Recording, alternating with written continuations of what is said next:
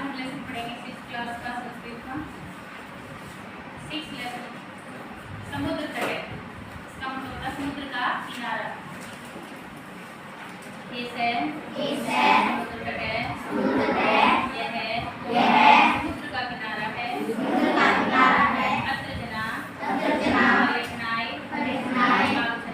आगच्छन्ति। यहाँ लोग घूमने के लिए आते हैं। केचन रंगई क्रीडन्ति। कुछ लहरों से खेलते हैं। केचन च नौकापि जल विहारं कुर्वन्ति। कुछ नौकाओं के द्वारा जल विहार करते हैं। केषु केचन कन्दुकेन क्रीडन्ति। उनमें कुछ गेम से खेलते हैं। बालिका बालुका क्रीडनं रचयन्ति। बालक और बालिकाएं रेत से खिलौने बनाते हैं। मध्य तरंगा बालुका क्रीडनं प्रवाहयन्ति। बीच में लहरें रेत के घर को बहा देते हैं। ऐसा क्रीड़ा चलती है। यह खेल चलती ही रहती है। समुद्र तटा न केवलम पर्यटन स्थानानि। समुद्र के किनारे केवल घूमने के स्थान नहीं है। अत्र मत्स्यजीविनः अपि सजीविकां कारयन्ति। यहाँ मछुआरे भी अपनी जीविका चलाते हैं। अस्माकं देशे बहवः समुद्र तटा सन्ति। हमारे देश में बहुत से समुद्र तट हैं।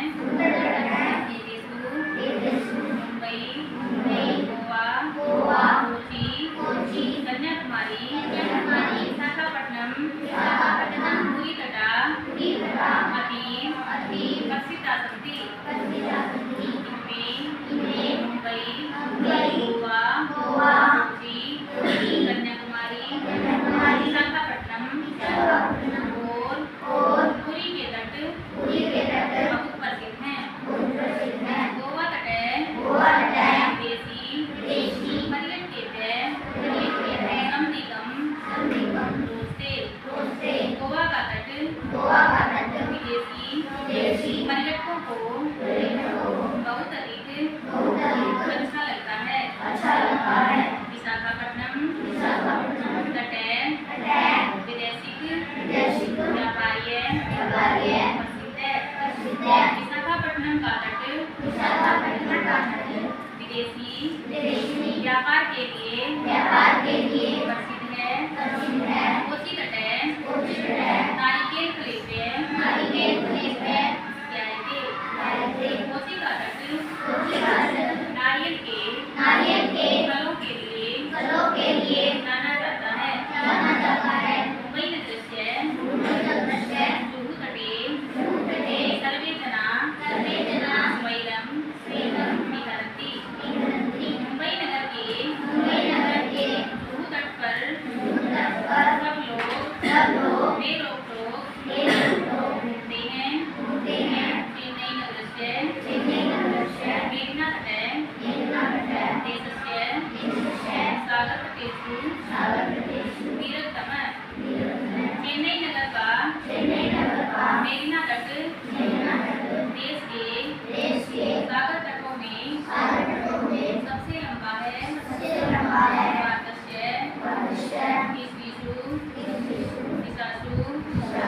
समुद्र तटा सन्ति। भारत के तीनों दिशाओं में समुद्र तट हैं। तस्मात् देव कारणात् भारत देश है। प्रायद्वीप है।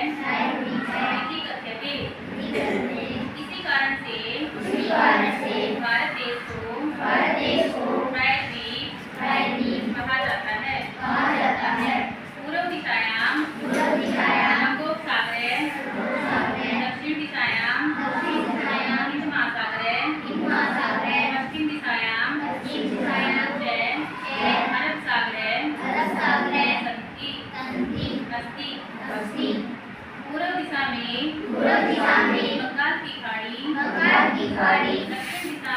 दक्षिण दिशा में हिंद महासागर और पश्चिम दिशा में अरब सागर है हरियाणा सागराणाम संगमे कन्याकुमारी तटे भवति यहाँ